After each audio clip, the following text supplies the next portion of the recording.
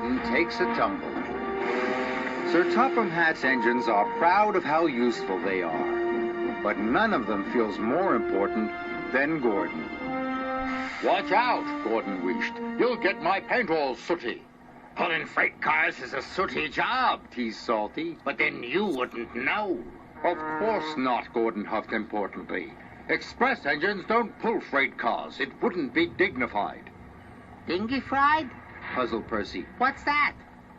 Dignified, Gordon corrected. It means... It means that someone's too big for his buffers. Teased Salty. Pah! Said Gordon, and he puffed away. That evening, fog covered the island of Sodor. Everything slowed down, and soon the docks were packed with waiting freight cars. This caused confusion and delay. Sir Topham Hatt came to the sheds. He was in a great hurry. Henry, Thomas, and Percy, he said. You must go to the docks immediately. Yes, sir, they whistled.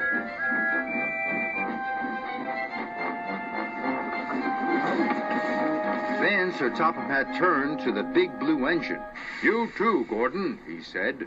I need a big engine to take the freight cars where they won't be in the way. Freight cars? Huffed Gordon. He could not believe what he had heard. Gordon wasn't happy to be pulling freight cars. He waited impatiently while they were shunted into place. Hurry up, he chuffed. Why the rush, Gordon? Asked Thomas. If I must pull freight cars, then I'll show Salty how an express engine pulls freight cars, Gordon huffed.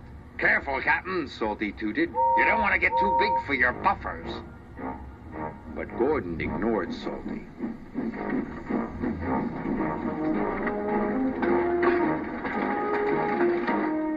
The next morning, Gordon raced along with his heavy load. Now, this is how you pull freight cars, he puffed. But the signalman had accidentally left the point switched to the branch line. Gordon rattled through the junction. That's strange, he exclaimed. I'm on the branch line. Oh no, the signalman cried. Express trains aren't supposed to go that way. But it was too late. Gordon had already raced into the distance. The old branch line was weak and rusty. There were signs warning all the trains to go slow. But Gordon ignored the signs. I'm an express engine. I don't go slow, he said, and he went even faster. The branch line couldn't take his weight, and the rails buckled.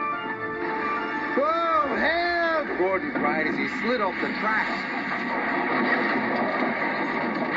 and into a field.